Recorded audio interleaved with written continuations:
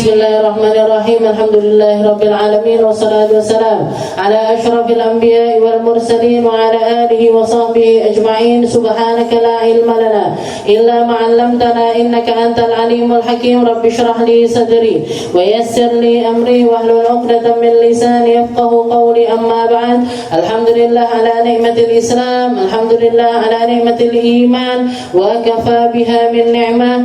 Alhamdulillah, segala puji bagi Allah Subhanahu wa taala yang memberi kita nikmat Islam iman, yang memberi kita nikmat datangnya Nabi Muhammad sallallahu alaihi wasallam yang menjadi tauladan kita secara hissan wa ma'nawiyan, secara pasti terlihat, terdengar, bisa dirasakan, juga secara ma'nawiyah bagi mereka-mereka yang tidak sezaman dengan Nabi, yang tidak dimampukan untuk duduk bersama Nabi, mendengar langsung dari Nabi, tapi akan selalu dan selalu dimampukan untuk merasakan getaran-getaran rahmatnya Nabi Muhammad sallallahu alaihi wasallam, perasaan-perasaan cinta beliau yang begitu tulusnya kepada umatnya akan masuk ke dalam setiap hati hamba yang beriman ketika mereka mendekat kepada Nabi, ketika mereka berjalan menuju Nabi, ketika mereka berlari mendatangi Rasulullah sallallahu alaihi wasallam, maka Nabi Muhammad akan selalu dan selalu merespon apa yang mereka lakukan. Nabi Muhammad akan mencintai balik hamba tersebut. Nabi Muhammad akan perhatian luar biasa kepada hamba-hamba yang semacam itu. Bahkan ketika saya belajar sirah dulu dari salah satu kitab sirah yang berjudul Fiqhus Sirah, yang dikarang oleh Syekh Said Ramadan Al-Buti, beliau mengatakan salah satu faedah dari seseorang yang mempelajari sirahnya Nabi Muhammad sallallahu alaihi wasallam bukan cuman menjadikannya sebagai bahan cerita, bukan cuman menjadikannya sebagai bahan dongeng, bukan cuman sebagai sebuah pengetahuan saja, tapi ketika mempelajari sirahnya Nabi, kita punya gambaran secara menyeluruh tentang kehidupannya Rasulullah sallallahu alaihi wasallam, dan kita bisa menirukan setiap hal detail yang ada pada diri Nabi. Kayak kemarin kita bahas tentang perkataannya Nabi yang sedikit tapi bermakna, bukan cuma sekedar Nabi Muhammad itu kalau ngomong dikit tapi maknanya dalam, enggak Bu, tapi kita juga berusaha untuk mempersedikit omongan kita, memperbanyak omongan yang bermanfaat. Berarti apa? Ngurangi sing nggak perlu itu dikurangi. Hal-hal yang nggak perlu dari omongan kita, dari obrolan kita itu dikurangi. Nabi Muhammad, sifat marahnya Nabi Muhammad bukannya nggak pernah marah, tapi Nabi Muhammad marah dengan porsinya, marah di tempatnya, marah di dalam batasannya. Nggak titik-titik nesu, senggol titik nesu, dipendalangi titik nesu, gak keterima ikut majelisnya Ustazah Halimah nesu, nesu deso, istilahnya kayak hal-hal seperti itu tidak membuat mereka ini menjadi orang-orang yang gampang sekali tersulut emosi. Jadi kita belajarnya dari siapa? Puncak contohnya ada pada diri Nabi Muhammad sallallahu alaihi wasallam. Di puncak contohnya ada pada diri Nabi, dan ketika kita mempelajari sirahnya Nabi, kita kulaan titik-titik piye caranya biar semakin dekat, semakin rapat, semakin bisa menirukan apa yang dilakukan oleh Rasulullah sallallahu alaihi wasallam. Karena kalau dari fisiknya Nabi mungkin kita nggak akan bisa menirukannya. Nabi Muhammad keringatnya wangi, nggak pernah keringetan, gitu. Nabi Muhammad nggak pernah diencepi laler, adewe dilaleri terus, nyamuk teko laler, teko serangga aja deketin kita. Itu hal-hal yang semacam itu kan nggak bisa kita tirukan dari Rasulullah sallallahu alaihi wasallam. Tapi tentang tentang sifat-sifat basyariah yang lainnya, sifat-sifat tentang makannya Nabi, minumnya Nabi, tidurnya Nabi, bicaranya Nabi, marahnya Nabi, sabarnya Nabi, ibadahnya Nabi dan lain sebagainya, itu adalah sesuatu yang sangat-sangat bisa kita tirukan. Meskipun nggak bisa persis kayak Nabi, titik-titik ketularan lah Bu, kecipratan sedikit-sedikit dari sifat-sifat mulianya Rasulullah Shallallahu Alaihi Wasallam. Ya, jadi kita lanjutkan pembahasan kita di dalam kitab Wasailul Usul ila Syamailir Rasul ila anqal qala al-muallif rahimahullahu taala wa nafa'na bi ulumi fid dharain amin. Al-faslu at-tasi' fi sifati kalamihi sallallahu alaihi wasallam wa sukuti. Kita masuk di dalam pasal yang yang ke-9. Minggu yang lalu sudah membahasnya sedikit tentang sifat ucapannya Nabi dan juga diamnya Nabi. Ucapannya Nabi dan juga diamnya Nabi. Kalau minggu yang lalu kita bahas tentang salah satu sifat yang paling identik yang diucapkan oleh Sayyidah Aisyah. Katanya Sayyidah Aisyah, maka Rasulullah sallallahu alaihi wasallam yarsud kasardikum hada. Nabi Muhammad itu kalau ngomong enggak kayak omongannya kalian. Kasardikum hada, enggak kayak omongannya kalian. Para ulama menafsirkan apa yang dimaksud dengan sardikum hada. Katanya beliau, Nabi Muhammad itu ngomongnya dikit tapi maknanya banyak. Awak ngomong wakeh ndak enek isine belas. Tidak ada yang bisa diambil manfaat dari perkataan kalian. Atau kalian harus menjabarkan sesuatu itu sampai berulang-ulang, sampai berkali-kali. Nah, Nabi Muhammad enggak seperti itu. Beliau itu berucap yatakallam kalam yasiran. Beliau ngomongnya itu sedikit tapi maknanya itu sangat-sangat dalam. Bahkan sampai dikatakan semua para ahli ilmu kalau mau ngambil ilmu dari setiap ucapan-ucapannya Nabi, mereka akan bisa mengambil ilmunya. Ahlul lughah bil orang ahli bahasa ngambil sastra dari bahasanya Nabi. Orang-orang ahli balaghah ngambil ilmu balaghah. Orang ahli nahwu ngambil ilmu nahwu. Orang ahli sorof ngambil ilmu sorof. Itu secara tata bahasa. Nanti orang ahli fikih ngambil ilmu fikih. Nanti ahli hukum ngambil ilmu hukum. Nanti ahli hikmah ngambil ilmu hikmah. Dari satu ucapannya Nabi, dari satu kalimatnya Nabi, semua orang yang mau ngambil ilmu dari bidang apapun bisa ngambil ilmu dari ucapan-ucapan Rasulullah Sallallahu Alaihi Wasallam. Walakin kana yatakallam bikalamin bayyinin fasl. Nabi Muhammad itu ucapannya jelas, terpotong-potong di tempatnya, yahfaduhu man jalasa ilaih. Bahkan orang yang hadir bersama beliau langsung bisa menghafalkan ucapan-ucapannya Nabi. Tadi diomongi peng pisan para sahabat, oh Rasulullah pernah ngomong kayak gini. Oh Rasulullah pernah berucap seperti ini. Sayyidina Abu Hurairah, salah satu sahabat yang punya peringkat nomor 1 di dalam meriwayatkan hadisnya Nabi Muhammad SAW. Beliau itu cuman hidup bersama Nabi 3 tahunan. Gak lama, gak mulai dari Nabi Muhammad pindah ke Madinah beliau itu sudah jadi sahabatnya Nabi, enggak. Cuman serawung sama Rasulullah itu cuman sekitar 3 hari. Bukan 3 hari. Sekitar 3 tahun. Tapi menjadi periwayat hadis yang paling banyak. Kenapa seperti itu? Karena beliau berusaha untuk menghafalkan setiap ucapannya Nabi, dan beliau memburu setiap sahabat yang pernah mendengar apapun dari Rasulullah Shallallahu Alaihi Wasallam. Bahkan beliau rela lapar nggak makan demi untuk mendengarkan sesuatu dari Rasulullah Shallallahu Alaihi Wasallam. Sering beliau itu main drama, tahu main drama, acting, acting biar gimana caranya dengarkan sesuatu dari Rasulullah SAW.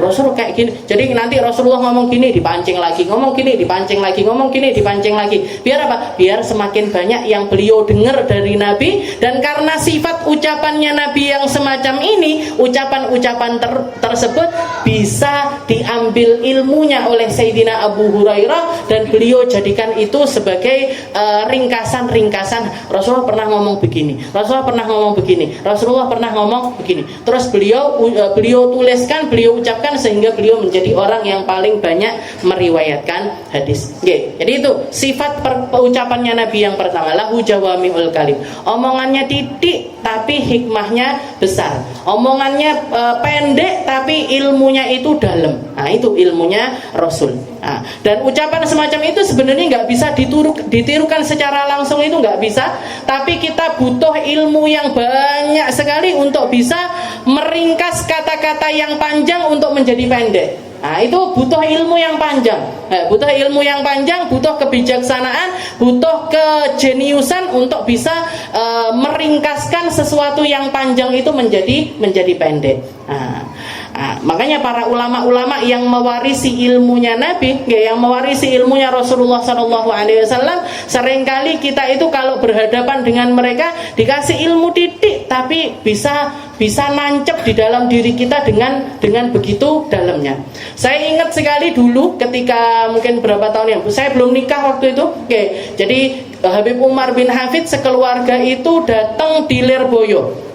Datang di Lirboyo. Salah satu orang yang paling saya dekat dari keluarganya Habib Umar itu putrinya beliau, Sayyidah Aisyah.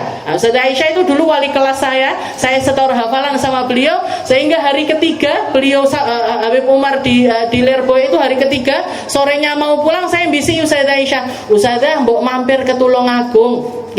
Jauh apa enggak dari sini Aminah? Ya sekitar setengah jam Ustazah. Tak izin dulu beliau, izin sama Habib, diizini sama Habib. Kita culek ke Tulungagung. Waktu itu saya nggak punya majelis, nggak punya jenengan, nggak kenal semua. Jenengan ini belum ada sama sekali. Bukan belum lahir, tapi belum bertatap muka aja kita. Jadi saya nggak punya murid, saya nggak punya majelis, saya nggak punya apa-apa. Jadi waktu itu di jalan Abi yang diteleponi teman-temannya, Ustadz Imam Mawardi, Ustadz guru-guru Al-Azhar suruh datang, Pak Mohid, ayo Ustadz guru-guru Darussalam suruh datang ke sini. Datang akhirnya banyak orang di sini. Salah satu kalimatnya Ustazah Aisyah yang nancep sampai sekarang itu terngiang-ngiang di dalam pikiran saya adalah begitu beliau masuk ke sini kan beliau ngelihat oh rumahnya Minah kayak gini, rumahnya Nismah kayak gini, oh dia punya usaha toko dan lain sebagainya. Jadi yang kalau murid-murid lain yang dipamerin muridnya pondok pesantrennya, kita nggak ada yang dipamerin toko. Akhirnya ketika saya nganterin beliau di stasiun kalau kereta itu ke stasiun di Kediri, itu beliau bisiin di telinga saya, semoga Allah Ta'ala memberkahi dagangan. Semoga Allah Ta'ala memberkahi apa yang sedang kamu usahakan. Cuman kalimat seperti itu saja, tapi nancep di telinga, nancep di hati. Jadi beliau nggak ngeluarkan kalimat mana muridnya, kok nggak dakwah, kok nggak ngaji, kok nggak punya pengajian, enggak. Karena saya nggak satu pun nggak ada ucapan tentang hal itu. Yang beliau lihat adalah dagangan di depan, yang keluar dari lisan beliau, semoga Allah Ta'ala ngasih barokah di dalam perdagangan kamu. Bisa kamu pakai untuk dakwah, bisa kamu pakai untuk mensyiarkan agamanya Allah Subhanahu wa Ta'ala. Itu tak Bu. Jadi orang bijaksana itu tahu caranya berucap. Orang baik, orang ngerti, orang alim itu tahu menempatkan diri di dalam segala sesuatu itu. Beliau sangat-sangat tahu sekali. Jadi pendek ucapannya pendek, berupa doa bahkan. Bukan nasihat-nasihat yang bagaimana enggak, tapi beliau mendoakan kita pas dengan apa yang terjadi pada diri kita. Nah, itu orang-orang alim itu kenapa? Karena mereka mewarisi tabiatnya Nabi Muhammad SAW, mereka mewarisi akhlaknya Nabi, mereka mewarisi apa yang datang dari Rasulullah SAW. Itu yang pertama. Lalu setelah itu wakana sallallahu alaihi wasallam idza takallama bi kalimatin a'adaha thalathan hatta tufham anhu wa idza ata ala qaumin fasallama alaihim wa sallama alaihim thalathan. Dan ciri khas yang kedua, kalimat-kalimat yang ada pada diri Nabi Muhammad, Rasulullah itu seringkali kalau mengucapkan sesuatu itu diulang 3 kali. Biar apa? Biar langsung difahami. Jadi kalau kita ngomong sesuatu kepada seseorang, biar mancep, biar paham, itu kita ucapkan hal itu 3 kali. Biar mereka ini langsung paham dengan apa yang kita inginkan, biar mereka paham dengan apa yang kita inginkan, dan mereka bisa menangkap itu secara benar.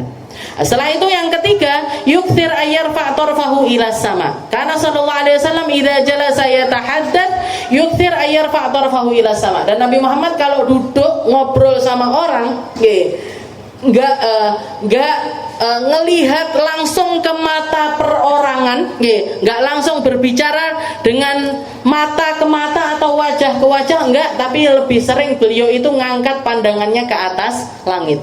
Jadi pandangannya itu seringkali diangkat di atas ke atas. Jadi enggak dipendelengi sitok-sitok. Wedi wong lek dipendelengi sitok-sitok gitu. Nah, ini kenapa? Saya salah apa? Kan gitu kan. Nah, kalau kita ngobrol sama orang, mau itu jamaah kecil ataupun jamaah besar, Rasulullah seringkali kalau lagi ngobrol, beliau bicara itu beliau enggak ngelihat atau ngelihat mata natapi matanya orang satu-satu, enggak, tapi beliau lebih sering ngangkat pandangannya itu ke atas langit. Yarfa tarfahu ila sama. Jadi pandangannya itu sering naik ke atas langit. Kenapa? Karena di dalam setiap ucapannya Nabi, di dalam setiap omongannya Nabi, beliau itu selalu menggandengkannya dengan tafakkur. Selalu gandeng dengan tafakkur, dengan tadabbur. Jadi bukan cuma asal ngomong aja, tapi dibarengi dengan tafakkur. Tafakkur itu apa? Mikir. Jadi beliau berpikir di dalam setiap omongannya. Jadi kalau berpikir itu merespon dengan otak, itu namanya berpikir. Kalau tadabbur itu merespon dengan hati, itu namanya tadabbur, merenungi. Jadi beliau melihat ke atas langit itu bukan cuman untuk berbicara saja, tapi untuk memikirkan setiap ucapannya, juga mentadabburi dari setiap ucapan beliau. Itu sesuatu yang identik ada pada diri Rasulullah Shallallahu Alaihi Wasallam. Wa kana sallallahu alaihi wasallam yuhadditsu haditsan law addahu al-'ad la ahsahu. Dan Nabi Muhammad kalau berbicara, kalau orang ini mau ngitung ucapannya Nabi, mereka akan mampu untuk ngitung ucapannya Nabi. Kenapa? Karena pelan-pelan. Enggak cepet sekali. Enggak cepet omongannya sehingga enggak bisa ditangkap sama orang, tapi beliau itu kalau misalkan ada orang mau ngitung ucapannya beliau atau kalimat-kalimatnya beliau, orang bakalan bisa ngitung ucapan-ucapan beliau. Karena saking pelannya, karena saking pengennya orang ini paham dengan apa yang datang dari beliau. Pengen sangat ingin menyampaikan apa yang ada pada dirinya kepada umatnya. Itu identitasnya Rasulullah Shallallahu Alaihi Wasallam. Karena orang ngomong cepet istilahnya gini, kalau orang bicara terlalu cepat, itu yang mau memahami itu juga sepotong-sepotong. Sepotong-sepotong. Sebenarnya ilmunya para dai ini, ilmunya orang-orang yang berbicara di depan umum, ilmunya para ustadzah, ilmunya para ustadz ini harusnya belajar ngomong pelan-pelan. Ini yang saya nggak bisa sampai sekarang. Jadi sampai dulu dari awal itu abisnya rekaman, suaramu itu kamu rekam, nanti dengerin. Kalau kamu sudah enak mendengarkan, berarti orang insya Allah bisa menangkap seperti. Tapi mesti responnya gimana, Bi? Mesti kecepatan. Mesti omongannya itu kecepatan. Kalau misalkan agak kamu pelankan, itu insya Allah orang lebih bisa memahami tentang kata-katamu. Tapi yang jadi masalah, cepet-cepet lo ndak katam-katam kita. Apa nih alon-alon? Nah ini kalau alon dua kalimat disyarahi, ini kiamat kurang sedino. Nanti hatamnya kitab Wasailul Wusul ila Syamailir Rasul. Law andahul adlah ahsahu. Ngeles saya panjana. Salah panggaan sebenarnya. Yang benar ya kalimatnya Rasulullah Sallallahu Alaihi Wasallam. Wa kana Sallallahu Alaihi Wasallam tawilas samad. Setelah itu juga ciri khas Nabi Muhammad itu orang yang tawilas samad, orang yang diamnya itu panjang. Jadi beliau itu enggak ngumbar omongan, enggak ngumbar ucapan, enggak ngumbar obrolan, tapi beliau itu identik menjadi seseorang yang pendiam. Jadi kalau orang kan ada orang dua kategori, ada orang itu cerewet. Nah, cerewet itu maksudnya apa? Ngomong terus. Ketemu wong siji omong, ketemu wong loro omong, ketemu wong telu omong, dhewe lho omong. Beleming jenenge. Jadi itu namanya apa? Orang cerewet itu. Ngomong terus. Ada orang yang identik dengan pendiam. Biasanya itu kalau di majelis iki omong, pendengar setia. Itu biasanya orang yang pendiam.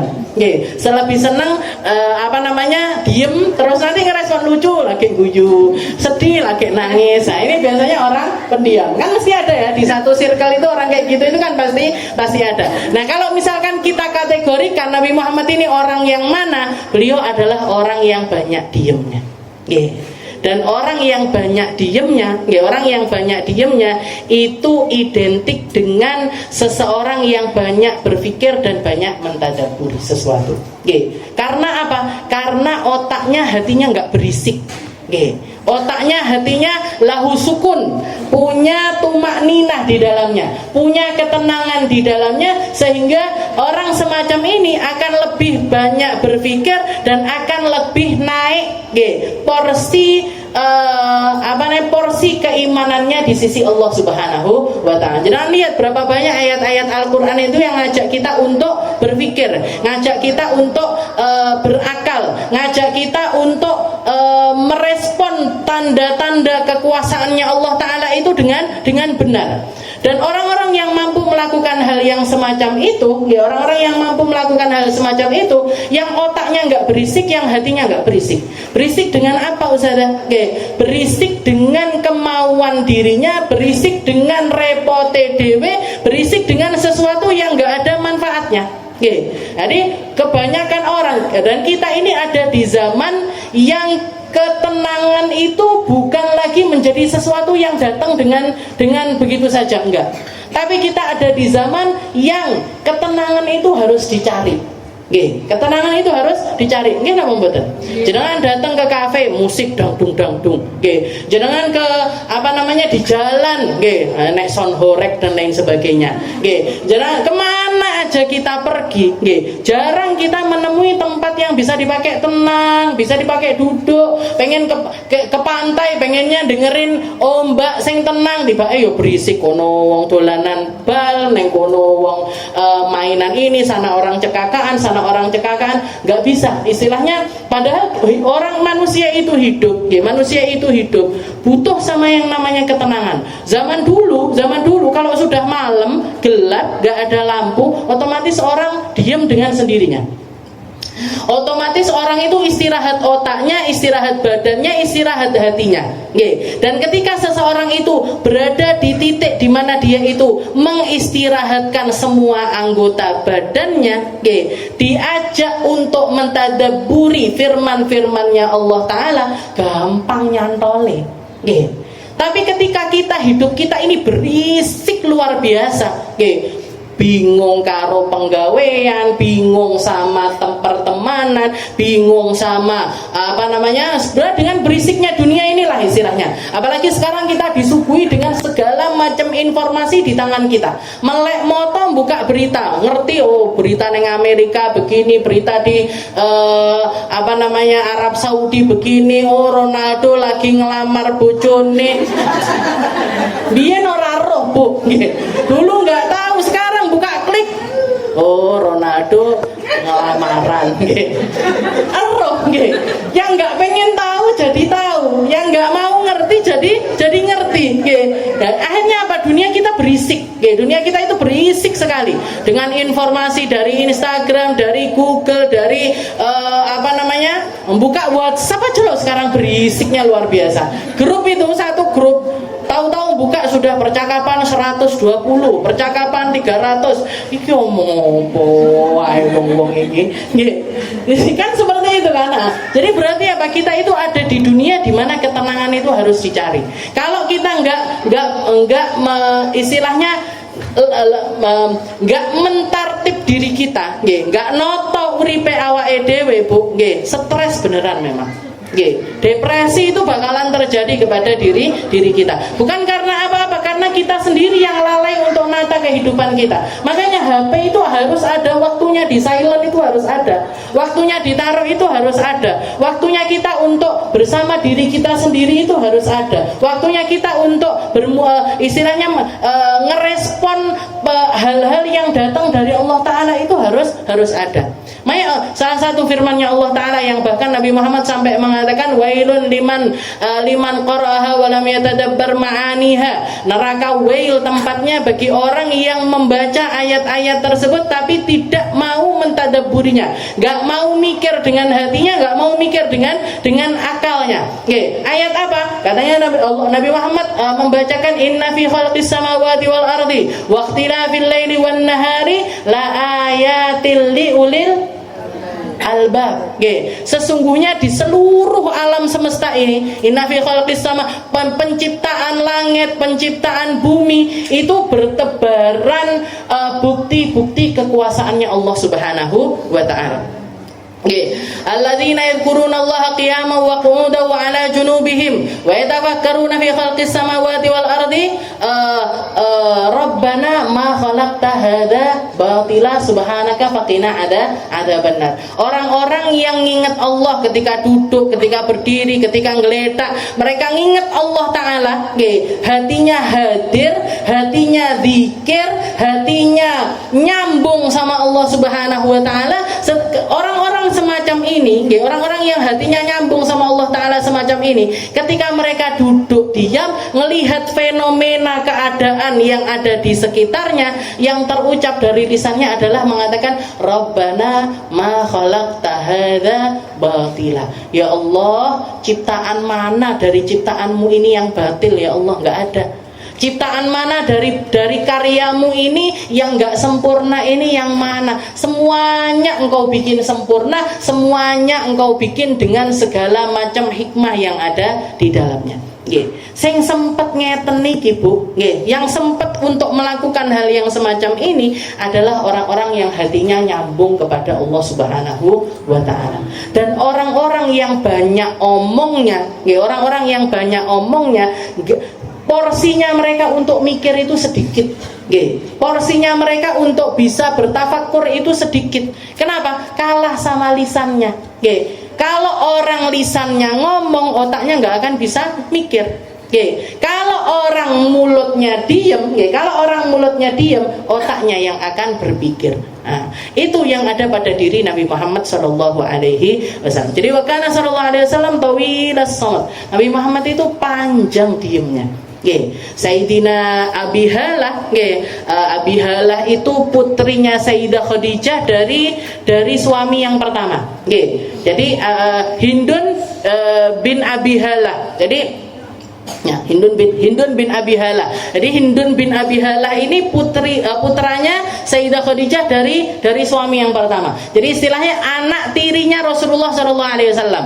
Rasulullah nikah sama Sayyidah Khadijah sudah langsung punya anak-anak dari Sayyidah Khadijah. Jadi Hindun ini termasuk orang yang banyak muamalahnya sama Nabi Muhammad Sallallahu Alaihi Wasallam. Ketika beliau ditanya kaifa kana mantiquhu, gimana omongannya Nabi ini, gimana kalimat-kalimatnya Nabi ini, gimana ucapan-ucapannya Nabi ini, gimana? Katanya beliau, huwa rajulun mutawasilul ahzan. Dia adalah orang yang sedihnya itu berkepanjangan. Orang yang sedih terus seumur hidupnya itu ujian demi ujian itu silih berganti. Tapi dengan keadaan yang semacam itu beliau daimul fikir, selalu berpikir. Selalu berpikir. Sehingga apa? Sehingga setiap apa yang keluar dari lisan beliau itu mengandung hikmah yang luar biasa. Ilmu dari Allah Ta'ala, ilmu dari perjalanan hidupnya, ilmu dari setiap respon yang terjadi di antara manusia. Itu diserap sama Nabi, dijadikan ilmu yang membuat semua yang keluar dari beliau itu penuh dengan kebijaksanaan. Kalau ada pepatah di Indonesia, guru terbaik itu adalah pengalaman, gitu. Orang yang sudah banyak makan asam garam, maksudnya orang yang usianya panjang, yang sepuh, istilahnya orang tua-tua, itu biasanya mereka punya ilmu yang nggak bisa dimiliki oleh anak-anak muda, yang nggak bisa dimiliki oleh anak-anak muda. Tapi orang-orang yang semacam itu, orang tua yang bisa kita ambil hikmahnya, ternyata kan juga nggak semua orang tua. Orang tua, orang sepuh, istilahnya umur misalkan 50 tahun ke atas atau 40 tahun ke atas atau 60 tahun ke atas, ternyata kan enggak semua orang yang berusia tua itu bisa dijadikan contoh, bisa diambil hikmah dari kalimat-kalimat beliau, bisa memutuskan sesuatu dengan bijaksana. Itu kan nggak semuanya. Bahkan nggak jarang anak-anak muda justru malah lebih bijaksana daripada orang-orang tua. Kenapa? Apa yang membedakan? Apa yang membedakan? Porsi berpikirnya. Kalau orang banyak mikir dari perjalanan hidup, oh aku ngene, aku pernah melakukan sebuah kesalahan dan saya menyesali kesalahan tersebut, maka yang harusnya terjadi pada dirinya apa? Ojo sampai mengulangi kesalahan yang sama. Kalau makanya Nabi Muhammad sampai mengatakan, kok ada orang beriman kepada Allah Ta'ala tapi nyemplung di jurang yang sama 2 kali, itu berarti orang bodoh. Wis tahu diseneni, sudah pernah sudah pernah kepleset, dibalenin neh. Sudah pernah salah, dibalenin neh. Sudah pernah ditipu, ketipu lagi. Pertama ditipu pakai HP, kedua ditipu pakai HP lagi. Ya, ini orang bodoh ini namanya. Diutangi ndak dibayar, angel nagih, dia minjem lagi, diutangi lagi. Ya, ini berarti apa? Bodoh. Sudah pernah ditipu kok ketipu lagi. Sudah pernah ditipu kok ketipu lagi. Ini yang pertama mungkin memang kesalahan, tapi yang kedua itu adalah kebodohan. Jadi orang iman itu mikir, aku kudune piye? Aku harusnya gimana? Saya harusnya seperti apa? Nah, itu difikirkan. Nah, itu Nabi Muhammad SAW daimul fikir. Beliau selalu, jadi ilmunya datang dari Allah Ta'ala, iya. Yang membuat beliau seperti itu Allah Ta'ala, iya. Tapi juga dengan perjalanan hidupnya dan juga respon dari manusia, itu semuanya dijadikan ilmu kehidupan oleh Rasulullah SAW. Makanya beliau identik tawilas somat, panjang diemnya. Dan sebenarnya kalau para ulama tasawuf itu mengatakan orang yang berjalan di jalannya Allah Ta'ala itu punya lahu arkan, ada rukunnya. Sama kayak kita sholat ada rukunnya sholat. Apa rukunnya sholat? Takbiratul ihram, baca Fatihah, ruku, i'tidal, sujud duduk dia. Itu semuanya adalah rukunnya sholat. Maksudnya apa? Nggak sah sholat seseorang kalau nggak ada rukun tersebut. Orang sholat kok nggak baca Fatihah, batal sholatnya. Orang sholat nggak pakai ruku, berarti duduk sholat. Nah, orang yang berjalan menuju Allah Ta'ala itu juga punya rukun-rukun. Yang mana kalau kita nggak melakukan hal tersebut, sebenarnya batal perjalanan kita menuju Allah Subhanahu wa Ta'ala. Yang pertama apa? Yang pertama adalah as-samad. As-samad apa? Diem. Orang kalau mau serius berjalan di jalannya Allah Ta'ala itu harus punya sifat pendiam. Gak kudu meneng banget, enggak bu.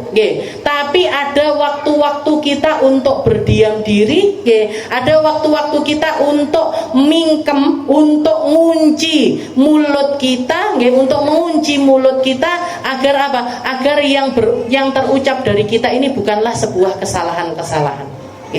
Biar yang terucap dari kita ini memang sesuatu yang bisa kita pertanggungjawabkan di hadapan Allah Subhanahu wa Ta'ala. As-samad. Jadi orang yang menuju Allah Ta'ala itu kudu rodok menang. Ya kalau misalkan biasanya per hari 20.000 kosakata dikelongi 1999. 19.999. Nah, kelongi siji. Nanti berikutnya lagi 19.998, kelongi loro. Terus dikit tambah dikit. Jadi dikurangi porsi ngomongnya itu kita kurangi. Lalu yang kedua, rukun yang kedua apa? Al-khalwah. Orang kalau serius jalan di jalannya Allah Ta'ala harus punya waktu untuk berkhalwat. Berkhalwat itu menyendiri. Keluar dari circle bisingnya manusia, keluar dari banyaknya kehidupan bersama manusia sendirian.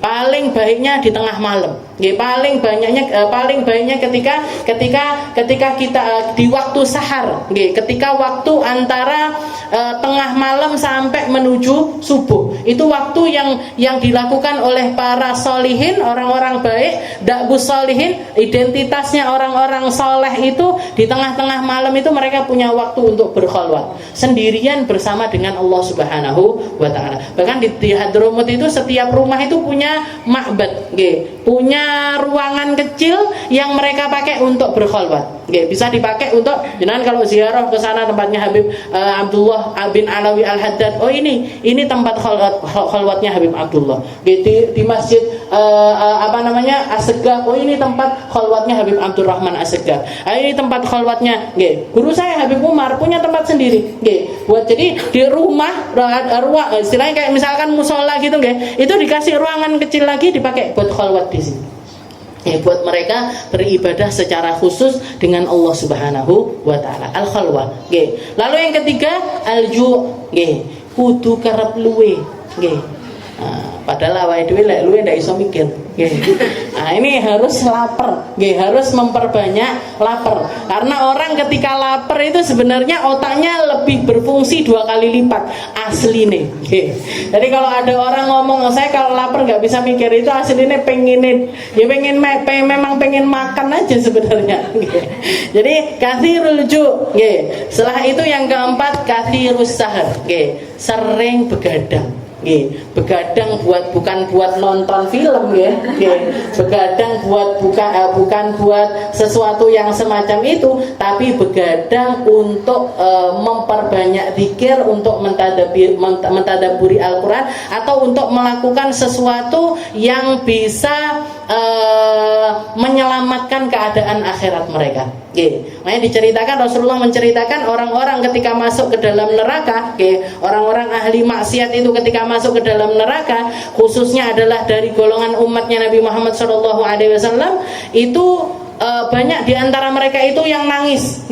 Katanya para penjaga neraka, seandainya saja air mata ini netesnya di dunia. Kalau misalkan air mata ini netesnya di dunia, mereka nggak akan pernah tersentuh api neraka. Maka Nabi Muhammad mengatakan ada 2 jenis mata, ada 2 jenis mata yang nggak akan pernah tersentuh panasnya api neraka. Yang pertama adalah ainun bakat min khasyatillah. Yang pertama adalah mata-mata yang nangis karena takut kepada Allah Subhanahu wa taala. Dan yang kedua, mata-mata yang dipakai untuk melek, yang dipakai untuk bergadang fisabilillah, di jalan Allah Subhanahu wa taala.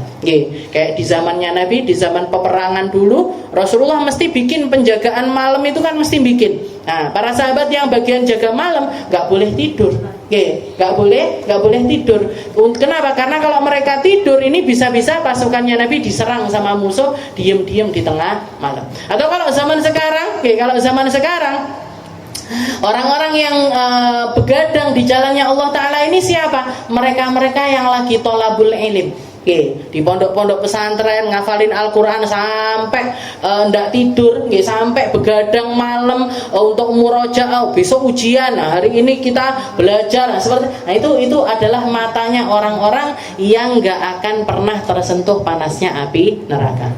Ainun bakat min khasyatillah, mata yang nangis, yang sering kali menangis karena takut kepada Allah Ta'ala, dan mata-mata yang dipakai bergadang di jalan Allah Subhanahu wa ta'ala. Duduk tinggi ngopi tok. Ngopi, para solihin itu ngopi. Syekh Abu Bakar bin Salim sukanya ngopi. Tapi ngopinya ini biar apa? Biar mereka itu kuat ibadah.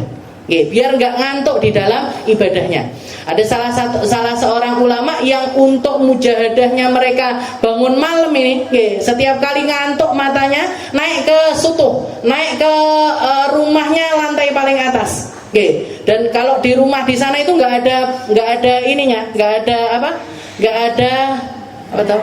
ada gentengnya.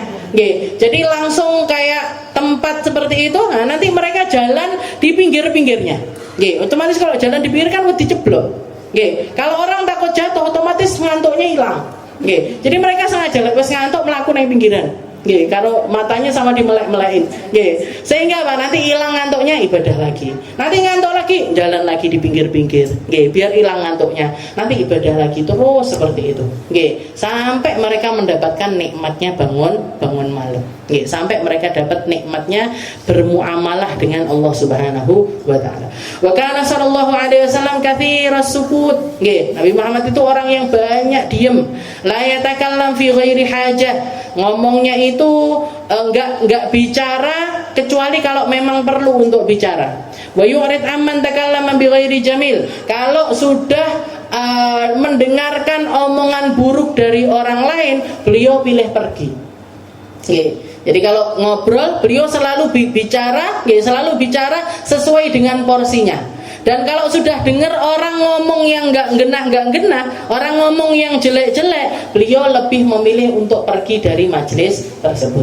Beliau lebih. Jadi kalau ada, kan sering ya seperti itu, kita ngobrol, orang ngobrol, pertamanya maunya ngobrolin apa, pindah kemana? Pindah jadi ngomongin si fulan, jelekkan orang ini, jelekkan orang ini. Nah, itu ketika Rasulullah ngelihat ada orang kok sudah omongannya ini sudah ke arah yang nggak benar, beliau bangkit dari tempatnya. Beliau pilih pergi dari majelis tersebut. Karena apa? Karena nggak mau telinganya mendengar sesuatu yang sifatnya itu dimurkai oleh Allah Subhanahu wa taala. Wa kana sallallahu alaihi wasallam yahzun lisanahu illa fi ma ya'ni. Dan Rasulullah itu menyimpan lisannya hanya dipakai untuk berbicara yang penting-penting saja. Jadi ngomong itu yang penting, bukan yang penting ngomong. Ngomong itu yang penting, duduk sing penting, ngomong yang penting ngomong elah, nggak gitu. Jadi konsepnya bicara itu ngomong yang penting, bukan yang penting ngomong. Jadi balik-balik bu. Nah, ya sulisana illa fi mayani. Maka sallallahu alaihi wasallam nazral kalam, sedikit bicara. Samhal maqalah, kalau sudah bicara itu ngalir, ngalir dan penuh dengan kenikmatan ketika orang mendengarkan omongan beliau. Yu'idul kalam marratain liyufham. Beliau seringkali mengulangi ucapannya agar orang ini paham dengan apa yang beliau ucapkan. Sering diulang-ulang omongannya Nabi agar orang ini faham. Seperti ketika Rasulullah berangkat dari Arafah menuju Musdalifah. Orang ritual haji itu kalau orang berangkat haji itu kan dari Arafah nanti menjelang maghrib berangkat bareng-bareng menuju Musdalifah. Nah, orang banyak sekali, ribuan orang atau ratusan orang atau ribuan orang. Itu kalau bangkit dari satu tempat bersama-sama, itu kan biasanya memang selalu berisik. Gitu. Kayak kita bubaran majelis itu. Kan nggak bisa nggak berisik itu kan nggak bisa. Jil sandalku nang ngendi? Bu, piye kabare anake? Ini ngobrol ini ngobrol itu, ini ngobrol ini ngobrol itu. Jadi istilahnya Rasulullah itu sempat beliau itu ketika lihat orang-orang bangkit dari tempat, orang di padang Arafah itu identik dengan ibadah, nangis, ibtihal, berdoa, ini itu dan lain sebagainya. Begitu bubaran dari wukuf di Arafah mau berangkat ke Musdalifah, orang-orang ini mengeluarkan istilahnya keluar suara kayak desisannya sesuatu yang benakne kudanya, yang benakne keledainya, ini itu dan lain sebagainya. Maka Rasulullah SAW mengatakan kepada orang-orang, ayyuhan nas, wahai orang-orang semuanya, alaikum bisakinah, yang tenang. Mau berangkat ke Musdalifah ini yang tenang, nggak usah buru-buru, nggak usah cepet-cepetan. Kalau zaman sekarang kejadian seperti itu mesti jangan satu yang kendaraan di belakang tin bel-belan biar yang depan ini cepet-cepet. Katanya Nabi, alaikum bisakinah, kalian ini loh barusan ibadah. Kalian mau berangkat ke Musdalifah, Musdalifahnya itu loh nggak akan pindah. Gitu. Musdalifahnya itu nggak, jangan pulang dari majelis ini, rumahnya jangan pindah apa enggak? Nggak pindah, ya rumahnya tetap di situ. Maka nggak perlu buru-buru. Jiko sandal sing anteng, salaman sing anteng, budal mule sing anteng. Maksudnya Nabi Muhammad itu, kalian itu apa? lain kok cepet-cepet kayak mau kemana, kayak mau diburu apa. Alaikum bisakinah, itu diulang-ulang sama Nabi. Ayuhan nas alaikum bisakinah, alaikum bisakinah. Jadi orang iman itu yang tenang, hatinya yang tenang, perilakunya yang tenang, muamalahnya. Falaisal bir, karena kebaikan itu nggak bisa didapatkan bidaudo, dengan kebisingan itu nggak dapat. Kalian kalau berbising-bising justru malah beresiko menyakiti orang lain. Kalian ketika terburu-buru melakukan sesuatu atau berisik, istilahnya melakukan hal yang semacam itu seringkali kita itu malah berpotensi nyakitin orang lain. Sandalku nanti. Kan apa? Karpe dewe gitu. Padahal orang lain semuanya juga lagi nyari sandal. Semuanya lagi nyari sandal. Jajal siji, diem, mulutnya diem, nggak usah ngomong. Pokoknya itu ketemu sandal saya di sana, tapi saya ngantri orang. Ya sudah, jalan pelan-pelan diambil, jalan pelan-pelan diambil. Dah neo api.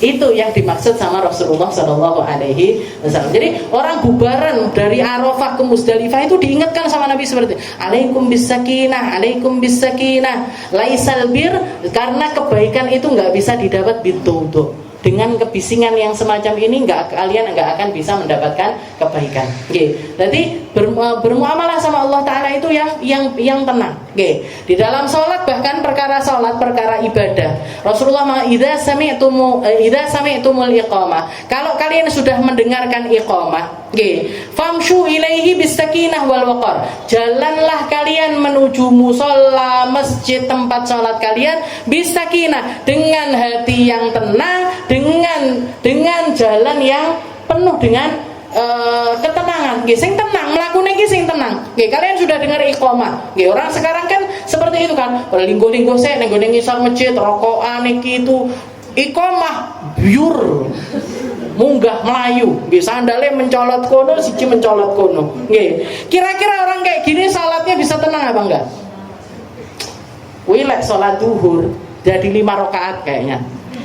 Dia kalau Fatihah habis itu mikir, aku mau Fatihah apa dulu. Kenapa? Karena berangkat sholatnya ini nggak tenang. Katanya Nabi Muhammad, idza sami'tumul iqamah famshu ilaihi bisakinah wal waqar. Ma adraktum minas shalah, apa yang kalian dapat dari sholat, ya lakukan itu bersama dengan imam.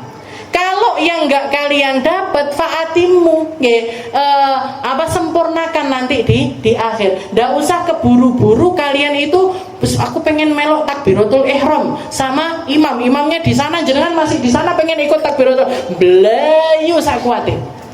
Nanti takbirat.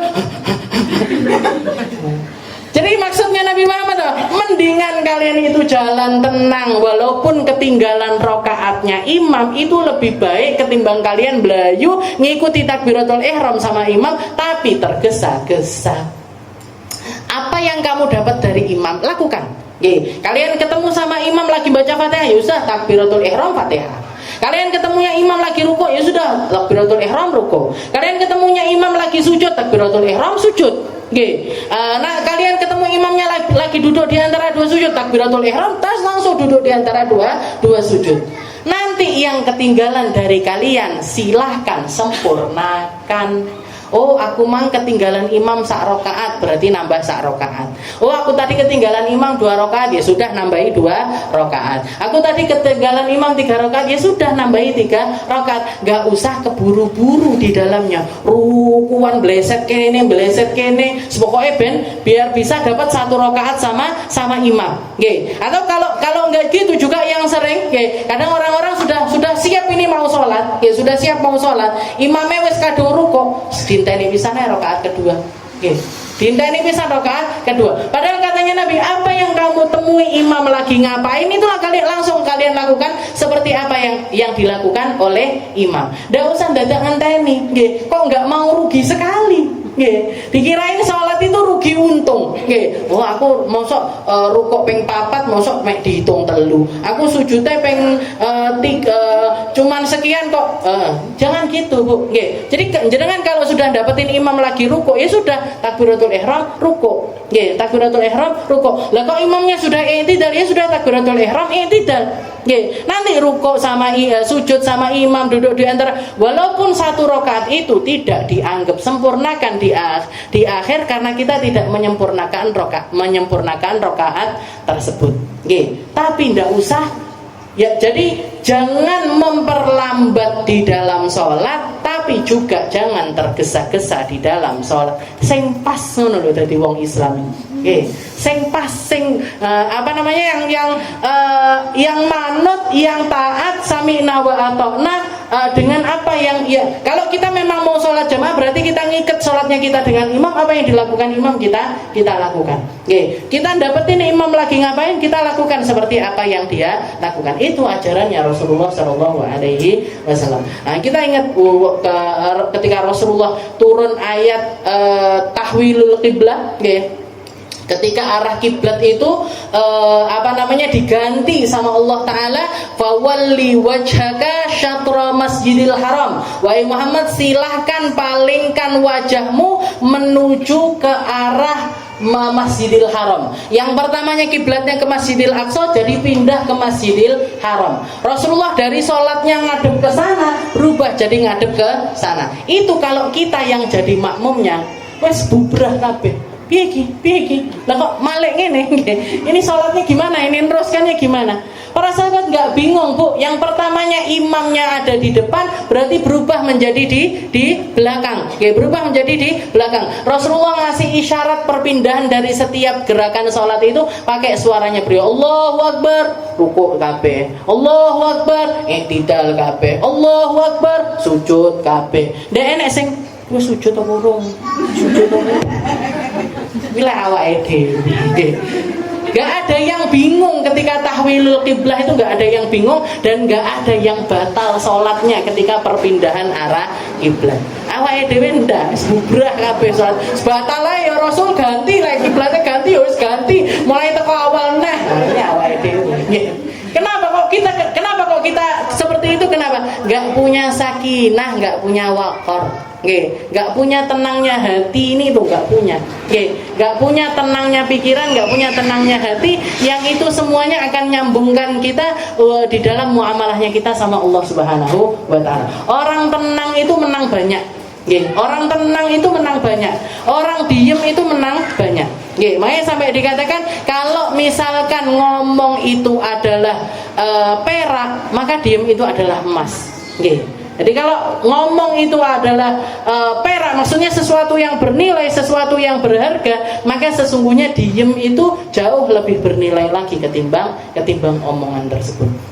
Kenapa? Karena orang ketika diem, dia punya kesempatan untuk berpikir, punya kesempatan untuk noto. Nah, kalau saya punya ancang-ancang, aku barikinya aku bariki piye. Nah, punya kesempatan untuk melakukan hal.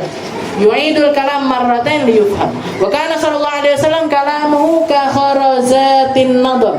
Dan orang kalau ngitung, istilahnya kalau lagi dengerin omongannya Nabi itu kayak untaian sesuatu yang berurutan. Jadi punya urutan, punya alur yang antara satu dengan yang lainnya ini punya sambungannya. Gak meloncat sana, gak meloncat sini, gak kayak saya. Cerita apa, bahas apa malah cerita apa, bahas apa malah cerita apa, bahas apa malah cerita apa. Rasulullah itu enggak, Rasulullah itu runtut. Kalau di dalam kitab Maulid Tiba itu dikatakan idza takallama an mithli habbil ghamam. Beliau itu kalau berucap, ucapannya itu kayak alurnya awan yang jalan beriringan. Awan itu enggak ada, awan itu beda-beda itu enggak ada. Putih-putih kabeh, enggak siji putih, siji kuning, siji abang, siji hijau. Itu kalau saya itu. Ngaji ke awal opo pindah rene. Rasulullah enggak urut jadi satu kesatuan antara omongan pertama dengan omongan yang terakhir itu bisa menjadi satu kesatuan. Jadi punya alur di dalam ucapan-ucapannya Rasulullah sallallahu alaihi wasallam. Wa kana yu'rid an kulli kalamin qabih, dan beliau itu selalu menolak setiap ucapan buruk. Gak mau, paling anti dengan omongan kotor, paling anti dengan ucapan buruk. Kalaupun misalkan beliau harus menjelaskan sesuatu secara lebih detail, beliau akan menggunakan kalimat terindah di dalam menjelaskannya. Beliau pakai kalimat paling bisa diterima, paling bisa difahami, tanpa masuk ke ranah yang vulgar sama sekali. Seperti ketika ada satu orang perempuan datang kepada Nabi, ya Rasul, saya ini bercerai sama suami saya yang pertama. Sekarang saya sudah nikah, saya barusan nikah sama suami kedua, tapi saya pengen balik lagi sama suami pertama. Boleh nggak kira-kira misalkan saya dicerai sama suami kedua, setelah itu nikah lagi sama suami pertama saya, boleh apa enggak ya Rasul? Katanya Rasul, hatta yaduqu huwa asilatak wataduqi asilatahu. Gak bisa sampai kamu mencicipi manisnya dia dan dia mencicipi manismu. Ini kan orang kalau istilahnya kalau orang biasa, pokoknya sampai gitu. Pakai kalimat yang istilahnya omongannya orang-orang kayak tentang hal semacam itu kan sering vulgar gitu. Tapi Rasulullah nggak mau menggunakan kalimat-kalimat yang semacam itu, nggak mau. Beliau pakai kalimat hatta taduqi asilatahu wa yaduqu huwa asilatak. Sampai dia mendapatkan manismu dan kamu mendapatkan manisnya dia. Para ahli fikih mengatakan maksudnya apa? Sampai berhubungan badan. Kalau belum ada hubungan badan nggak boleh. Tetap walaupun dicerai sama suamimu yang kedua, kamu tetap nggak bisa balik sama suami pertama. Jadi namanya talak bain, talak 3 itu. Kalau orang ditalak dengan talak 3, dicerai dengan talak 3, itu nggak bisa kembali ke suami yang pertama, kecuali istrinya ini nikah sama laki-laki lain, di berhubungan badan dengan suami yang kedua, dicerai sama suami yang kedua, jalani masa iddah dari perceraian tersebut, baru setelah itu bisa balik ke suami yang pertama. Kalau nggak bisa balik lagi. Nah, tapi bahasanya Nabi indah sekali. Kenapa? Fa innahu yu'rid an kulli kalamin qabih. Karena beliau anti sekali dengan ucapan-ucapan buruk. Makanya sebenarnya saya ngenes kalau sampai ada orang penceramah pakai kata-kata yang vulgar, pakai kata-kata yang enggak senonoh, pakai ucapan-ucapan istilahnya kamu ngomong seperti itu di luar majelis itu walaupun juga tetap nggak baik, tetap nggak wajar, tapi masih mending. Tapi hal-hal semacam ini jangan sampai dibawa ke atas panggung, jangan sampai dibawa ke mimbarnya Nabi, jangan sampai dibawa ke tempatnya orang menyampaikan ilmu, jangan sampai dibawa untuk kita menyampaikan sesuatu yang mulia dengan cara yang semacam ini. Nah, ini kalimatnya Rasulullah. Wa yakni anil umuril mustaqbahah fil uruf idza tarrahul kalam ila dzikriha. Dan Rasulullah seringkali ngasih kunyah.